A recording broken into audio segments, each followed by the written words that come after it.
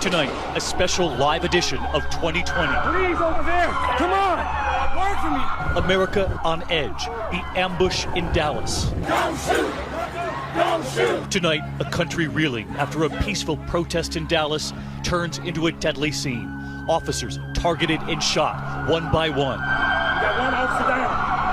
One officer down. This was a well-planned, well-thought-out, evil tragedy. In a matter of minutes, 5 Dallas officers are dead, 9 others wounded, including bystanders.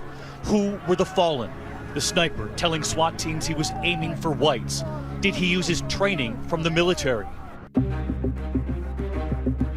Tonight, a national conversation about race, about police relations, about gun violence. Officers shaken. This evening in several cities told to head out in pairs.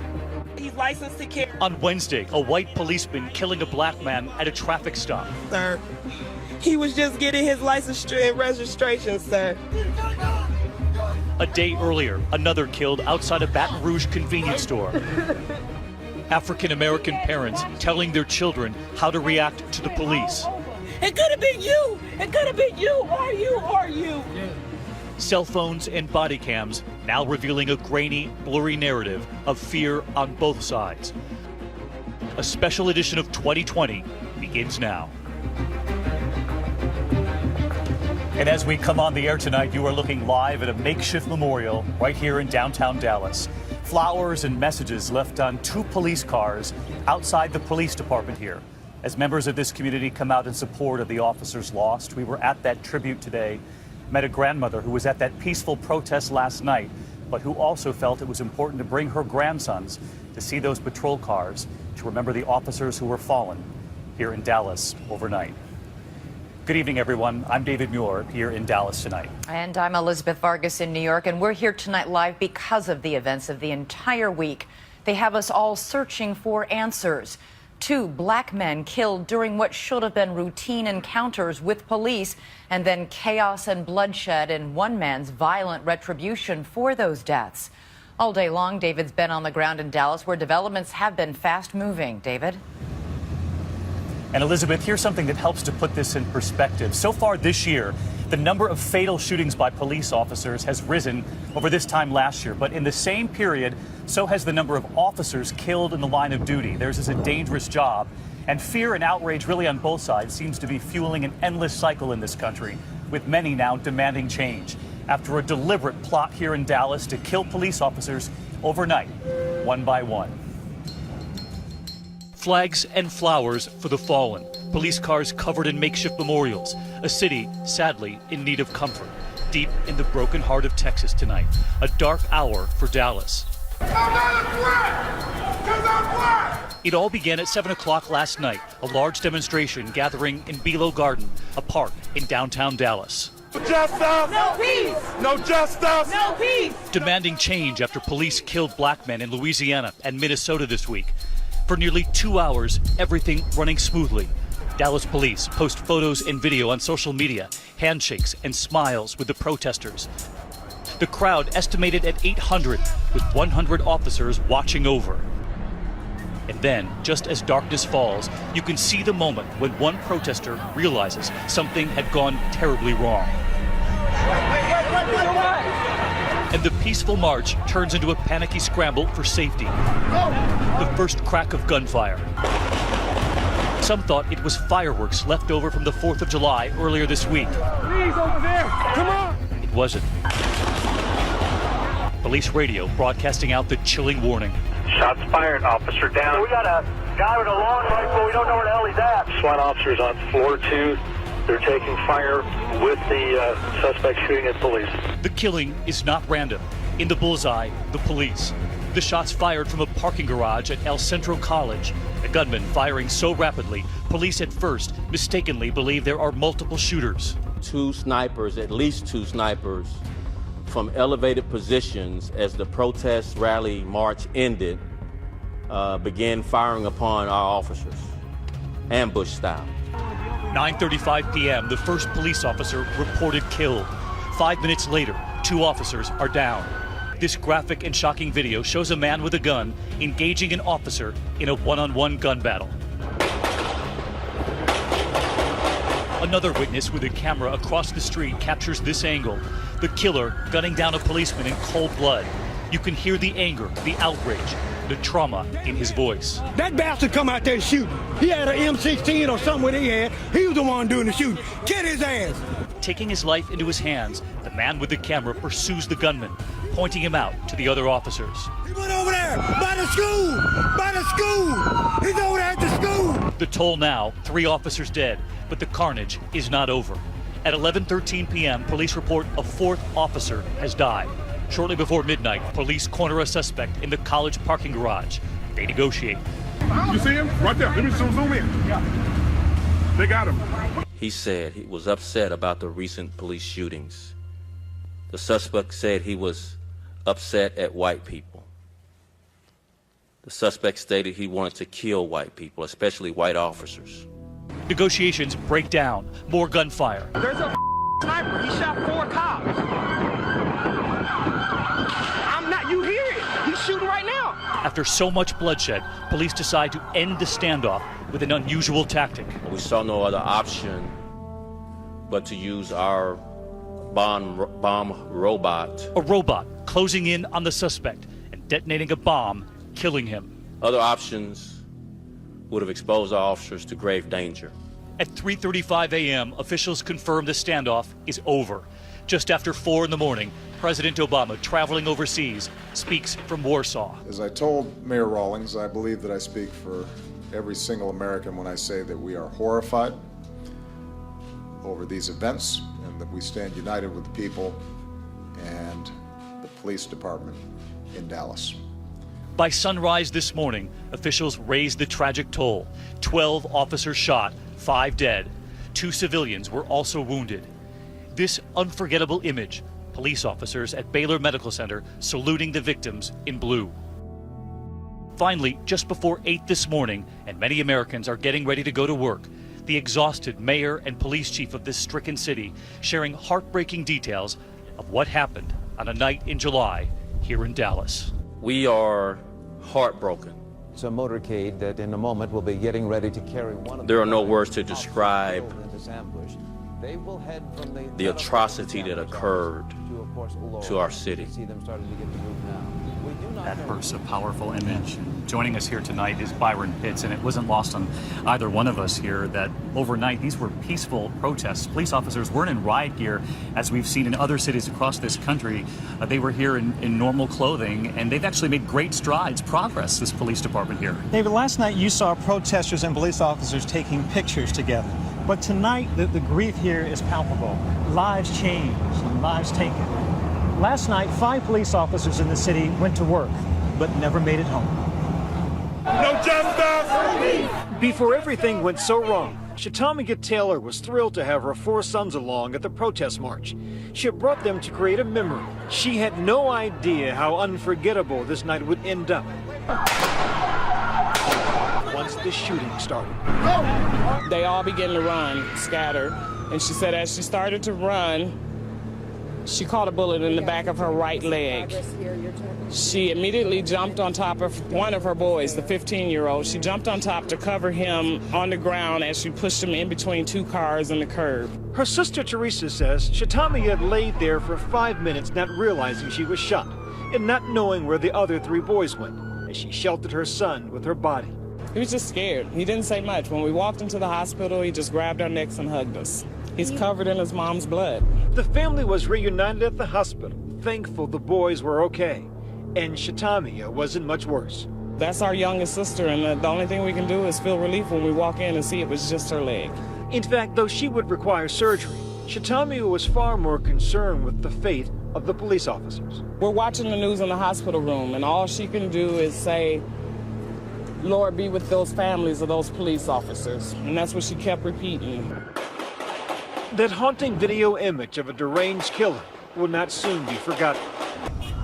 A total of 5 officers murdered, a motorcade taking bodies from the hospital to funeral homes. They were Senior Corporal Lauren Ayers, had been on the Dallas Police Force for 14 years, 55-year-old Sergeant Michael Smith, a father of 2 young girls, and a one-time Army Ranger. 32-year-old Officer Patrick Zimmeriffa, a husband and father of an infant daughter. He had survived 3 tours in Iraq. 40-year-old Officer Michael Kroll, a native of Michigan. He had been on the Dallas force since 2007. And 43-year-old Transit Officer Brent Thompson, who had just gotten married 2 weeks ago. And it said on his LinkedIn profile, "I'm constantly looking for different ways to serve the department." This is a family member of someone who has been shot tonight, I'm told. Let's listen. 7 others were injured, among them 39-year-old Transit Officer Misty McBride, mother of 10-year-old Hunter. Just happy that she was okay, that she can live on to tomorrow, and that I'm just glad that she's alive, really. I said that I love you and that I'm glad you're here. McBride's father, Richard, was equally relieved. Shot in the arm and it broke her shoulder, and she was shot in the abdomen and it went in one side and just out the other side. She's fine, but they said, you know, there's a lot of people a lot worse off than her. All of the survivors are expected to make a full recovery. And Davey, that is encouraging news in a night where there's so little in the city. We need the good news, Yeah. Byron. Thank you. You know, you've talked to the families here. You talked to all of them, the families of the officers, and they'll tell you that they know every day they fear that that phone call could come during their loved one's shift. And one of those families that got the call lost a son, a brother, a young father last night, devoted to his baby girl. Tonight, right here, the family of Patrick Zamaripa. He wanted to be a police officer since he was a little boy, and his mother and his sister talked to me just a short time ago.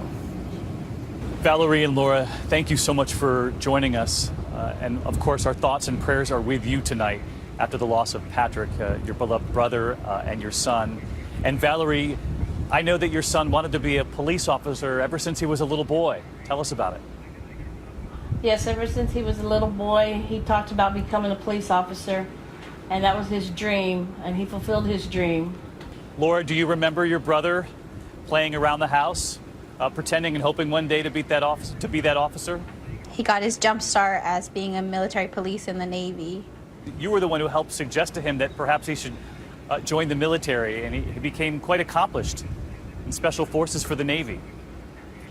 Yeah, he didn't have a plan, so I came home and I said, well, let's go to MEPS, get you enlisted. You can be a military police and that'll put you in the right direction. And sure enough, he ended up loving it. And Laura, do you remember when he came home and had decided to become a police officer back here at home in Texas? Yes, I do. He was motivated, he was pumped, he was ready to go. And he got here and he did exactly what he was going to say he was going to do. He had the support of all of us, and we backed him. We were so proud of him. I know that he often thought about his own children. They were his pride and joy, his stepson and his little girl. And I read that he said when she arrived, "Daddy's got your back, my new reason for life." How is Lincoln doing, and are you all thinking about her tonight? Oh yes, most definitely. She's on our mind and in our prayers. She's with her mother somewhere else right now, and how come they not be in our thoughts and prayers? And I just don't know how she's gonna be looking for him and not see him anymore. She loves him. She loves her dad very much. Yes, she does, and she looks just like him. I heard as a father he was very much involved, often carrying his gear in one arm and the diaper bag in the other. That was for sure all the time. When he would be getting ready to go to work, if he didn't have a sitter, he would call me and say, "Mom, I got to drop off Lincoln." What would you say to the country tonight about all of the police officers who put their lives on the line every day, like your brother did and your son did last night here in Dallas? To just be safe. Rely on your partners. Be safe. Support each other. What do you hope to carry on for him in the eyes of his little girl that he loves so much? I'm not going to be able to do that on my own. I need support from my mom and my dad and my other brother. That way she can know who her father was later when she grows up. Well, Laura, you have that support of your family right there in Fort Worth, I know, and the entire extended community here in Dallas. Our thoughts and prayers are with you, and we're thinking about Patrick tonight as well. Thank you both so much.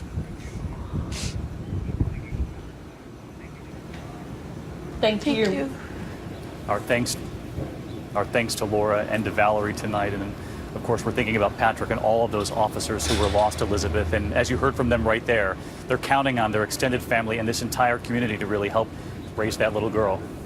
Very, very tough to hear from those families, David. Thanks. And we have so much more ahead tonight. More about that sniper, what he wanted, and the controversial action police used to take him down, and what has become the new normal for black families in America, having to talk to their sons on how to behave when stopped by a policeman.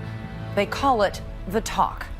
And as we go to our break, video just now of thousands marching in downtown Atlanta, coming face to face with the police as the Georgia NAACP calls for a weekend of reflection and peaceful protest.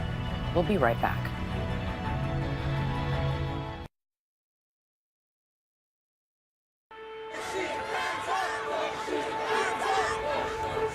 Back now with our live special edition, and in London today, people marching for Black Lives Matter, one of 3 planned marches in the British capital. And we're back with tonight's special live edition in a politically charged time just before 2 conventions in this presidential election. With outrage and fear across the country, we have some answers tonight on who the sniper was. But as you'll see, there are questions that may never be answered. Pierre Thomas is here now with more. Good evening, Pierre.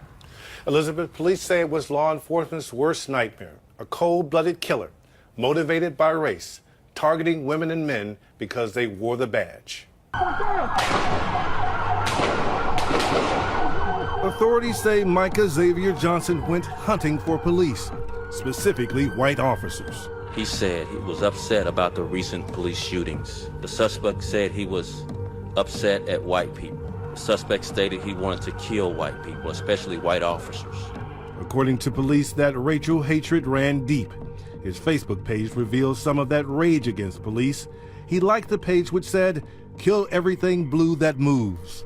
Law enforcement sources tell ABC News Johnson was armed for his shooting spree with an assault rifle and 2 handguns. Today, police searching Johnson's home in Mesquite, Texas, finding bomb-making materials, ballistic vests, rifles, and a personal journal of armed combat tactics. Johnson served in the Army Reserve from 2009 to 2015, doing a tour in Afghanistan. Neighbors in this quiet suburb of Dallas, where Johnson once attended high school, were stunned that the killer was living among them. This guy lived around the corner from me and was willing to take people's lives that he didn't even know. You know, it's scary. Another neighbor told us he recently saw Johnson doing what looked like tactical Army training in his backyard, crawling on the ground with a gun. But Micah's sister took to Facebook today to say that that was not the man she knew, writing, "I keep saying it's not true. My eyes hurt from crying." At least 2 snipers from elevated positions as the protest rally march ended began firing upon our officers, ambush style. Initially, police thought they had a suspect. A tweet from the Public Information Office reads, "All right, Dallas, we think this is one of our suspects. Help us find him." And by 12:30 Central Time, there was news that 3 suspects were in custody. At the same time, police were negotiating with a 4th suspect who turned out to be Johnson. The suspect has told our negotiators that the end is coming and he's going to hurt and kill more of us. But early this morning, the one man they initially thought was a suspect had been cleared. The tweet read, "This man cooperated, was interviewed, released. He is not a suspect, person of interest." We received a phone call that my face was on there as a suspect, and immediately I flagged down a police officer. Tonight, police increasingly believe the Dallas shooting spree is the work of a lone gunman. At this time, there appears to have been one gunman with no known links to or inspiration from any international terrorist organization. Those 3 alleged suspects arrested last night have been released, but authorities continue to look into Johnson's background to make sure he operated alone. Police praying Johnson was a lone wolf but taking no chances. Tonight they're going through his computers and phones to make sure there's no one else. Back to David in Dallas. All right, Pierre Thomas live in our Washington bureau tonight for this special 2020. Pierre, thank you. And we heard the mayor of Dallas today calling this a well-thought-out planned evil.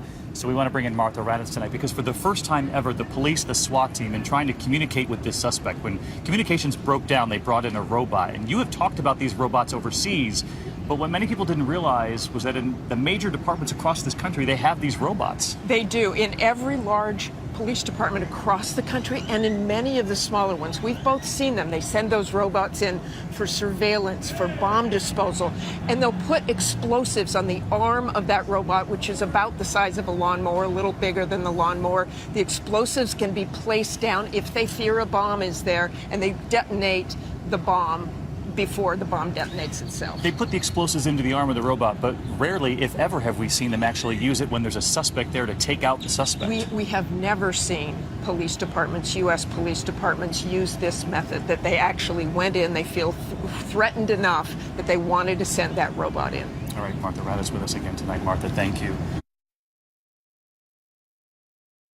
And you know, the marchers in Dallas were reacting to recent events. 2 black men shot by 2 different police departments this week, one in Baton Rouge and one in Minnesota. And Elizabeth, this was all because of what began earlier in the week. That's right. On Wednesday, it was at a traffic stop. We were told in that live Facebook post it was all because of a broken taillight.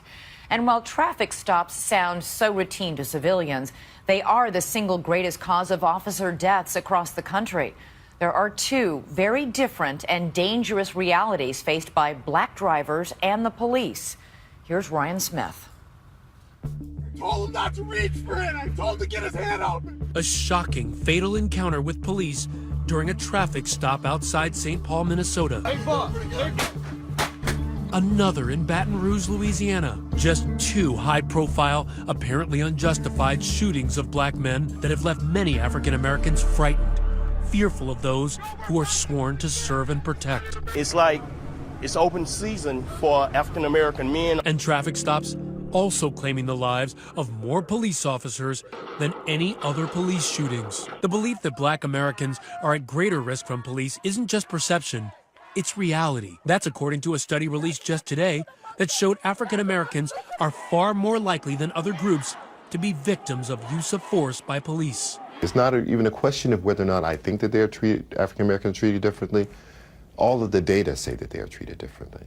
That's a fact, right? That's not even an arguable point. Thoughts that were echoed by this Cleveland police officer when she posted on Facebook. Well, you got a God complex. You're afraid of people that don't look like you. On the other side of the equation, police officers around the country who have to patrol communities where they may be looked on with suspicion and hostility.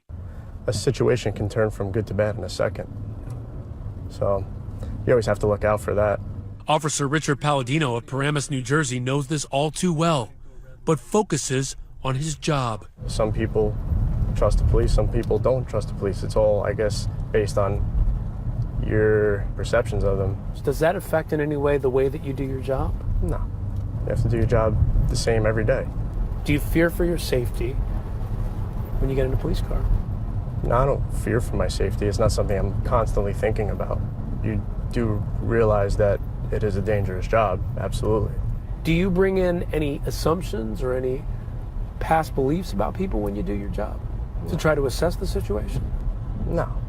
I don't know that person most of the time. I don't know that person, so I can't judge them for something in the past if I don't know about their past. The tragic litany of questionable shootings and the community outrage that follows has led some police departments across the country to take a hard look at their policing tactics. The idea that you could have a training program that could reorient officers' sensibilities back to the nobility of the job and away from fear and self-preservation at all costs, that's enormous.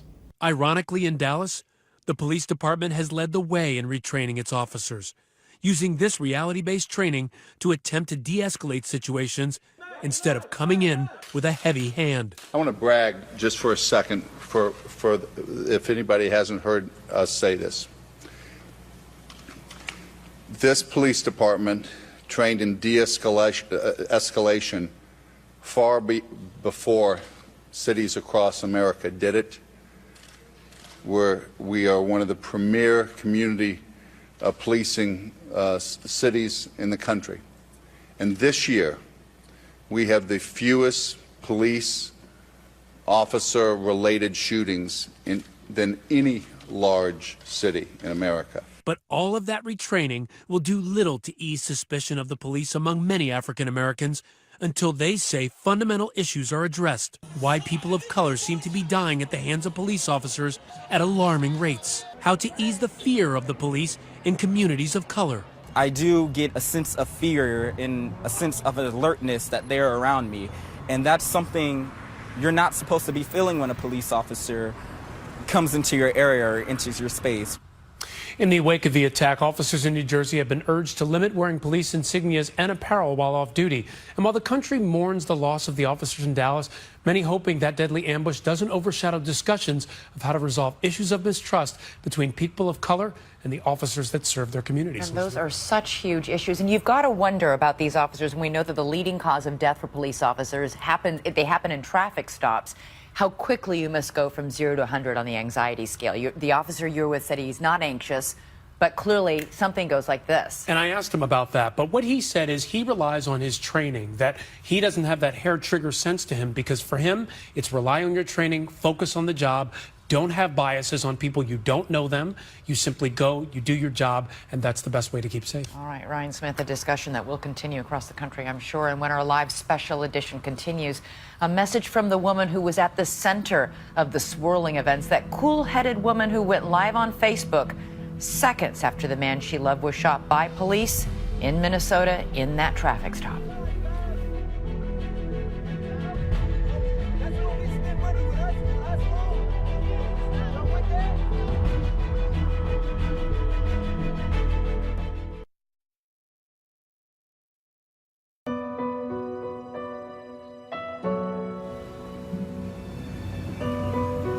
We're back now with our live special edition of 2020 Ambush in Dallas. And as night is falling here in downtown Dallas on that impromptu memorial right there in front of the police headquarters, you can see there are 2 patrol cars there.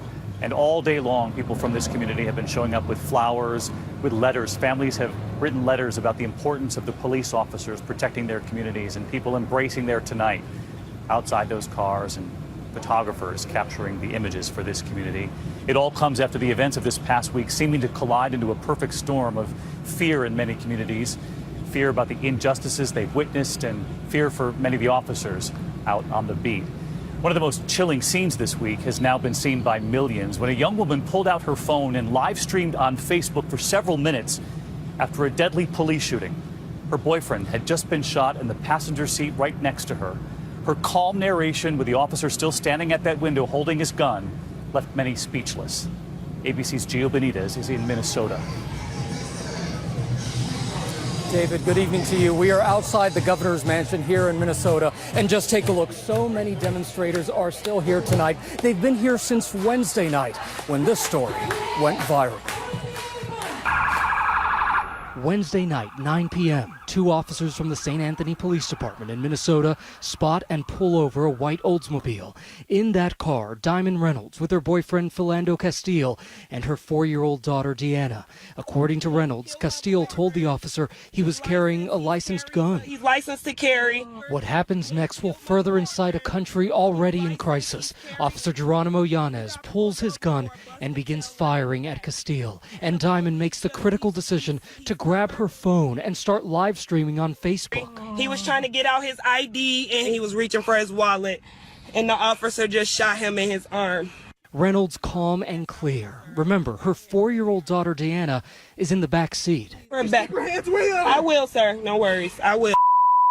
I told him not to reach for it. I told him to get his hand out. You told him to get his ID, sir, and his driver's license. Oh my God, please don't tell me he's dead. Then officers, guns drawn, order Reynolds out of the car and place her on the ground in handcuffs. Police perform CPR on Castile on the street, while Reynolds, now detained in a patrol car, finally breaks down. Her young daughter comforts her. Ah! It's okay, I'm right here with you. Within hours, this video goes viral, stirring outrage and protests across the nation. More than 5 million people viewing it on Facebook. And overnight, Diamond Reynolds becomes a symbol of the fractured relations between African Americans and law enforcement. these police are not here to protect and serve us. They are here to assassinate us. They are here to kill us because we are black. Thursday, Diamond getting a face-to-face apology from Minnesota's Governor Mark Dayton. I can't tell you how sorry I am for the terrible tragedy that's been forced on you and on your family. I don't want you guys to be sorry. I want y'all to be more careful. Even Facebook founder Mark Zuckerberg commenting about the power of sharing these graphic images on social media. While I hope we never have to see another video like Diamond's, it reminds us why coming together to build a more open and connected world is so important. It's become this flashpoint of renewing this conversation about police brutality, about police fatal shootings, and the convergence of race and policing. So, but for the video, no one would be talking about it. Today, Diamond wants the world to know what her boyfriend Philando meant to her and to her daughter. He was very loving. He was a happy man. He went to work every day. They took him away from me. Now who's going to protect us? Philando Castile was 32, a beloved supervisor in a cafeteria at a Montessori school. He matters. His life makes a huge difference in this world, and now he's gone. It's not enough to protest. We have to find a way to change that. We have to make that change. A sentiment resonating far beyond Minnesota tonight. When you see what happened in Dallas, what's going through your mind? It hurts me what's going on in Dallas.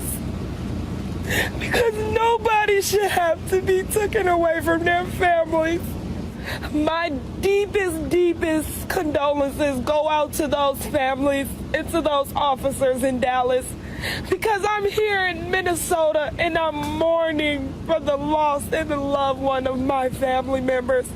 So I know that those people in Dallas are hurting. Hurting like the 4-year-old little girl who comforted her mom in the midst of such horror. How's your little girl doing? We're just gonna try to keep her as energetic and let her embrace her child life. Today she graduated from preschool with the man she loved not there to cheer her on. And back out here live in Minnesota, we should tell you that the county attorney here is still deciding whether he'll use a grand jury to determine if charges should be brought against these officers. Elizabeth. All right, Gio, that video was absolutely searing. It has been almost 2 years since Michael Brown was shot and killed by a police officer in St. Louis. The Black Lives Matter movement has protested again and again. Lawmakers have grieved with families. Body cams have become a byword in policing. But as our nation struggles to overcome racism, many are asking, has anything changed? It is a citizen army of iPhones that has ignited shock and anger at what really happens in the streets between police officers and the people. Eric Garner, suspected of illegally selling cigarettes, fought and died after being placed under chokehold during his arrest. When Eric Garner was choked, brought down, and really killed on video, that struck a chord with not only the African American community, but the American community. Despite that video, officers were never indicted. But the white-hot spotlight of publicity did ignite a movement as protesters across the country railed against police brutality against African Americans. It didn't stop there. 1 month later, 18-year-old Michael Brown was shot and killed by police officer Darren Wilson in a street in Ferguson, Missouri. Soon, protesters and police were squaring off in violent confrontations as the city burned. His shooting was found to be justified. The grand jury decision not to indict Officer Darren Wilson. Hands up! Don't shoot! Hands up! And protests were heard around the world, from city streets to LeBron James on the courts. That's why we walk through Ferguson with our hands up. To John Legend and Common at the Oscars. We see you, we love you, and march on. God bless you. Yet, despite the glare of publicity and the frustration of a black American president, we need to recognize that this is not just an issue for Ferguson. This is an issue for America. America continues to be confronted with African Americans dying at the hands of police. Tamir Rice, Walter Scott, Freddie Gray. Is it an epidemic, or are we just finally seeing what has been happening all along? If you talk to a lot of people, this is simply an exposing of what has always happened. According to the Washington Post, out of thousands of police shootings since 2005, only 54 officers have been charged. I think, though, that things are getting better because if you look in the past 18 months, there have been more charges brought against officers in these shootings than ever before. And so I think now with the sort of ubiquity of camera phones everywhere, we will see a change. We will see officers being held more accountable.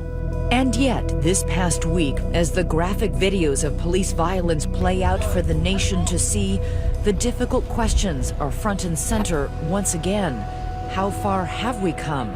What more must we do?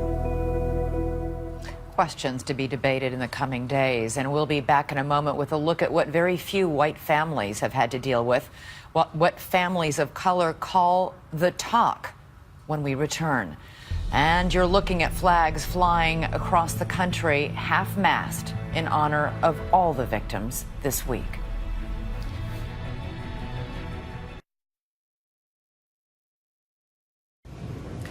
We're back now with our live special edition of 2020 and the national discussion about race causing so many difficult conversations this week, a divide between black and white. And for many, that divide means preparing their own children for what could be different circumstances when their children come in contact with the police. Our ABC colleagues were talking about it today, as perhaps some of you at home. Sunny Hostin sat down with her friend, author Lawrence Otis Graham, for an unfiltered talk about having the talk, about appearance and perception.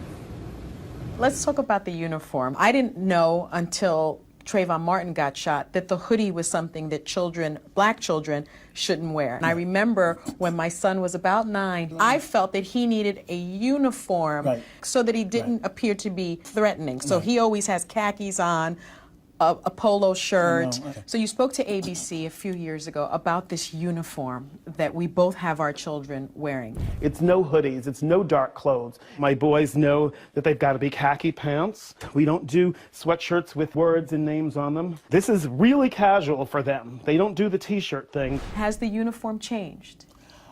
The uniform has actually become a little more conservative. There's no sunglasses, hoodless sweatshirts. I haven't done the no sunglasses yet. But we've got it nailed down. I mean, it's topsider shoes, the boat shoes. Now, all of this seems outrageous and ridiculous, but this is the cultural shorthand that strangers need to be able to see to say, okay, this kid's okay, this kid is safe. We have a whole list of rules that my kids first resisted, but now very much understand. Parents of all races should probably have this discussion with their children, how to survive a police encounter. But the bottom line is the stats don't lie, right? I mean, if you look at the stats, black children, young African-American men, are more likely to be killed by police officers than their white counterparts. I would love to have raised my children telling them it's a colorblind society, but that's a fairy tale because ultimately they are going to get profiled, and it's out of their control. Now, what about this notion that, when you have the conversation with your children about race and policing, that you are having a biased conversation?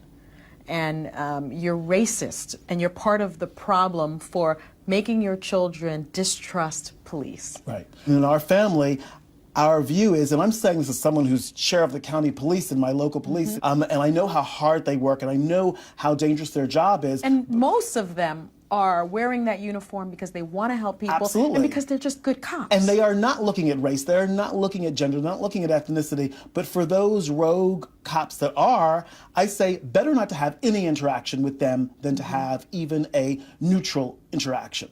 Socioeconomics don't seem to matter when it comes to race and policing. It's more about bias. Exactly. You cannot buy your way out of in any way. And although I know that I have this armor for my kids to these different clothing, but you really can't buy your way out of the possibility of being mistaken as a criminal when you're a child or a young person of color.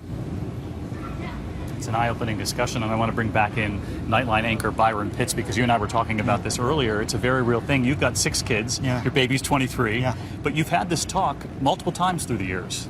It's the conversation my mama and uncles had with me. It's the conversations I've had with my children. And it's real. It is about surviving the situation. But I also tell my children what Congressman John Lewis from Georgia told me. America isn't what it should be, but isn't what it used to be. That we've come far as a nation. And I also think about what Maya Angelou in her poem, Still I Rise. And I tell my kids, you are the hope and the dream.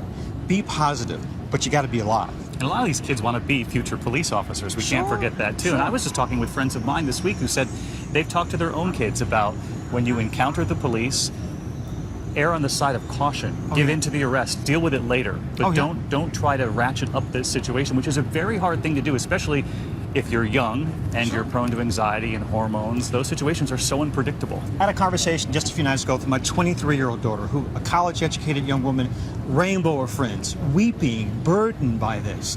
But I had the conversation with her my mama had with me. Baby, do what you got to do to stay alive. All right, Byron, thanks so much. And continue the conversation with us on Twitter. Use the hashtag ABC2020. And our special edition will be right back. Elizabeth and I with some final moments as we watch that memorial grow right here in downtown Dallas, outside police headquarters, the crowd growing by the hour. We'll be right back. And after a violent and wrenching week, that is our special edition of 2024 tonight. I'm Elizabeth Vargas in New York. And I'm David Muir here in Dallas. So we leave you tonight with the images from this city, determined not to forget the officers it lost and determined to show its solidarity as it moves forward. For Elizabeth and all of us here, good night.